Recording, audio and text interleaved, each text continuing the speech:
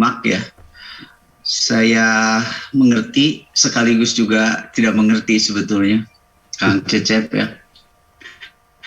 Saya dengan Kang Cecep itu ikut diajak ada WA di Jawa Barat apa namanya? Sehati ya Kang Cecep ya. Ya, yang Kang Cecep sangat aktif berkomentar itu tentang pendidikan, khususnya menengah ya, dasar menengah. Saya belum pernah komen sekalipun ya di situ.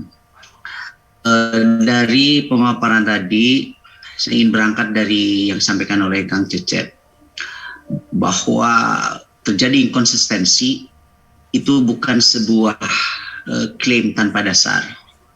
Bahkan saya mengatakannya bukan saja inkonstitusi tapi inkonstitusional itu dari yang di bidang pendidikan itu. Yang tadi dicontohkan sedikit saja oleh Kang Cecep ini. Jadi menurut saya pemerintah itu hendaknya memilah ya dari segi regulasi dan polisinya mana yang akan menjadi permanen norms gitu di situ, nggak usah diubah-ubah. Seperti tujuan pendidikan itu kan akhirnya terjadi keributan ketika unsur agama umpamanya itu menjadi tersamar dalam Mendikbud yang sekarang. Yang gitu-gitu nggak usah lah di situ. Jadi mana yang sudah permanen? Saya masuk SD tahun 73, kayaknya sampai sekarang nggak banyak berubah kok. Di SMP, SMA, saya pernah mengajar di madrasah dari tahun 79 sampai tahun 86. Gitu. Jadi mana yang permanennya di situ. Kemudian mana unsur-unsur yang memang harus berdinamika dalam pendidikan. Saya masuk Unpad tahun 85, kemudian masuk Yaingen tahun 86, tapi alhamdulillah di Yaingen tidak tamat saya. Dan kemudian saya jadi dosen dari tahun 93, sekarang udah berapa tahun ya? 28 tahun. Gak juga, saya sebagai yang pelaksana di situ, gak. Bahkan yang itu adalah birokrasi pendidikan di situ. Yang ngeriwuh ke di situ. Saya teringat ketika pertama kali di briefing oleh Profesor Mokhtar, maaf nanti kalau menyebut Pak Cecep ya, lembaganya maksudnya. Pak Mokhtar, ingat di pendidikan tinggi itu yang penting adalah what to teach, bukan how to teach. You menguasai masalah, maka you akan berpikir tentang metode. Tapi kalau pendidikan dasar khususnya, maka how to teach menjadi sangat penting, kata beliau.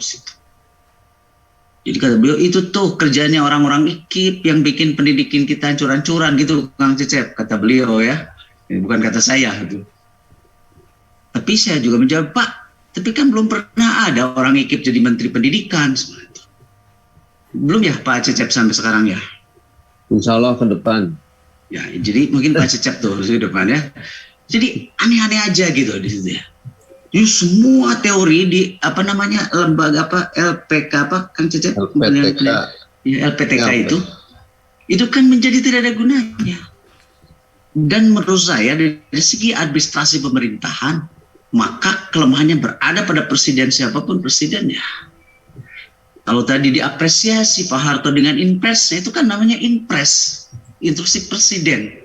Sekarang Pak Jokowi bilang begini, jangan ikuti itu kurikulum dosen, kurikulum biru, ikuti kurikulum industri.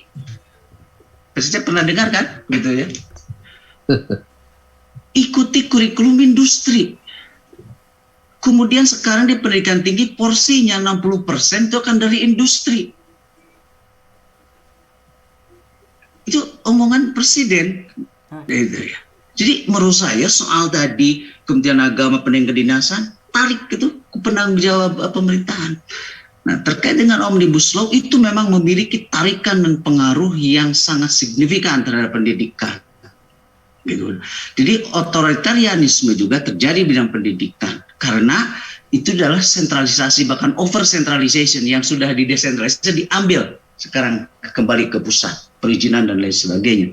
Pak Cecep, yang jadi masalah yang saya tidak setuju bukan Omnibus Law-nya, tapi proses itu kan metode. prosesnya yang kemudian tidak transparan dan lain sebagainya. Akhirnya banyak melanggar norma-norma yang ditetapkan di situ. Jadi saya sepakat tadi di bidang pendidikan bahkan semualah gitu. Jadi yang tersebar gitu. Tadi kan lucu disampaikan oleh Kang Cecep soal definisi tenaga kependidikan dengan pendidik ya Kang Cecep. Ya kita menyebut untuk administrasi itu tendik. Padahal tadi katanya tendik itu adalah pendidik. Pendidik gitu adalah Pak Cecep ya. Lucu ya. Iya di situ. Jadi ada kontradiksi norma itu baru satu contoh gitu ya. Ya, dan itu 18 tahun loh Kak. Iya, betul. Nah, jadi harus ditarik situ dan kemudian harus terjadi deregulasi, debirokratisasi gitu ya. Semua saya terus terang Pak Cecep udah hampir tentu saya gak pernah datang kalau diajak rapat juga udah pusing lah. Gitu.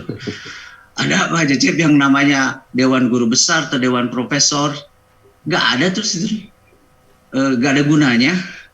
Juga secara itunya sudah diambil senat akademik ya. Kalau dulu masih lumayan ada senat guru besar, sekarang ada senat akademik. Sehingga kan lucu-lucu ya kegiatannya. Di Unpad ada yang namanya sajabi gitu tiap hari Sabtu, cuma itu kegiatannya. Kemudian ada paguyuban lagi di situ ya. Itu pendidikan tinggi. Jadi apa yang terjadi di pendidikan dasar menengah sama aja di pendidikan tinggi juga begitu. Coba tadi Presiden mengatakan, jangan ikuti kurikulum guru dosen, ikuti kurikulum industri. Sekarang itu kampus Merdeka, sebenarnya apa-apaan kampus Merdeka. Kemarin Unpad bikin sama ITB ya, kerjasama tuh di situ. Dulu zamannya Menlo Wardiman kan ada link and match ya Pak Cecep, link and match gitu. Nah sebetulnya idenya itu sama ya, sepakat saya itu. Dulu ada pakar pendidikan dari Inggris yang dikutip oleh Dr. Mokhtar Bukhari, namanya Lord C.P. Snow. Dia mengatakan bahwa kemunduran pendidikan di Inggris pada era 50-an dan pada saat yang sama di Amerika maju karena di Inggris terjadi aristokrasi intelektual. Jadi mereka saling mengklaim bahwa yang paling berperan itu adalah umpamanya humaniora gitu. Jadi teknologi. Di Amerika tidak. Tapi terjadi konvergensi, sementara di Inggris divergen. Kalau konsep kampus merdeka itu dimaksudkan untuk itu, ya, maka yang dikhawatirkan, bukan dikhawatirkan, sudah terjadi sama Kang Tatang tadi, dibuat itu fakultas-fakultas katakan ya sains teknologi itu tempat pemilihannya tidak ada, ya karena juga dengan kebijakannya pemerintah sekarang, ya orang nggak perlu yang capek-capek di teknik kalah juga oleh yang paling gampang sekarang jadi politisi deh gitu. Setelah jadi politisi kemudian ambil S3 ya di kurangnya Pak Cecep di situ pakai judul kerjasama. Itu terjadi lucu-lucu tuh Kang Tatang. Saya menolak, gak mau saya ngajar situ karena gini, karena kerjasama yang asalnya promotor 3 khusus untuk ya kerjasama boleh 2 gitu Pak Cecep. Gimana tuh aturan? Gitu ya. Kacau kan? Terus juga backdoor itu, gak tahu tiba-tiba ada. Jadi langsungnya lewat dekan dan pascanya situ. Ada Unpad dengan kerjasama MPR segala situ. Politisi itu. Pokoknya nanti gak tahu bagaimana proses kuliahnya. Pokoknya ribut pas sidang terbuka di aula aja tuh. Kalau nanti Yayan itu S3 di Unpad, terus Yayan jadi sekjen PDIP pasti di aula itu terbukanya. Tapi kalau Kang Ian gitu yang biasa-biasa ya itu di ruang yang dihadiri oleh 15 orang saja ada di situ. Ya. Jadi sekarang tadi Kang Cecep gimana perguruan tinggi? Sami sebenarnya itu mah sedang sudah dikooptasi oleh itu. Ya. Nah, jadi singkat kata ingin saya katakan Presiden sekarang ya di tengah tadi data sudah sangat lengkap dari Kang itu harus berperan di sini. Ya. Ucapannya harus bukan saja harus dipertanggungjawabkan, harus tapi menjadi policy nasional dan itu. Kalau Pak Harto dulu dengan impresnya dan di dalam tulisan Kang Tatang diakui, gitu ya, diakui keberhasilannya. Nah sekarang coba Presiden itu supaya kebingungan mulai dari aturan kalau Kang Cecep tadi Undang-Undang Sidina saya juga setuju dan dibikin Omnibus Law. Percayalah Omnibus Law bidang pendidikan harus dirapihkan dulu dengan undang-undang cilaka tuh Kang Cecep ya, karena juga sudah mengambil bagian dari pendidikan undang-undang cilaka itu sudah ya untuk Omnibus Law. Saya kira itu catatan akhir minggu ini, mudah-mudahan bermanfaat bagi kita semua dan sekali lagi terima kasih kepada Kang Tatang ya yang sudah membuka tabir ya the myth and reality dari pendidikan kita ya, dan mudah-mudahan nanti di tangan Kang Tatang mau deputi ya mau dirjen bisa ini, tapi presidennya harus jelas dulu ya nanti memberikan arahannya, karena tadi kadang-kadang saya nggak bisa apa-apa kalau sudah kesepakatannya seperti itu ya. Dan di DPR kan komisi berapa? 10 ya pendidikan itu biasanya diisi oleh artis yang pendidikan kan. Oh iya, biasanya kan diisi oleh artis. Dulu ada Kang Miing atau siapa gitulah di situ. Jadi kasihan tuh para ahli pendidikan berhadapan dengan artis. Kemudian kepada Kang Cecep, kolega saya ya, terima kasih. Kami, Kang. Jadi mohon maaf di sehati saya belum berpartisipasi, jadi saya mendengarkan aja gitu ya, saling debatnya di situ. Kadang-kadang menyindir dan bukan saya menyindir tapi menghardik Kang Emil juga itu, Kang Cecep dan kawan-kawan. Kalau saya enggak lah, menunggu 2024 Kang Cecep ya. Sekali lagi terima kasih kemudian pada moderator Kang Gian dan para hadirin tentunya yang setia ya, tadi hadir alhamdulillah 140-an lebih Kang Tatang ya, berarti sangat geli sekali soal pendidikan ini. Dan selanjutnya saya akan ke Kang Yayan pengumuman untuk minggu depan ya, silakan Kang Yayan, mangga. Terima kasih Prof. Atip, Prof. Cecep dan Pak Tatang yang telah memberikan pencerahan di akhir pekan ini ya, yang sangat luar biasa.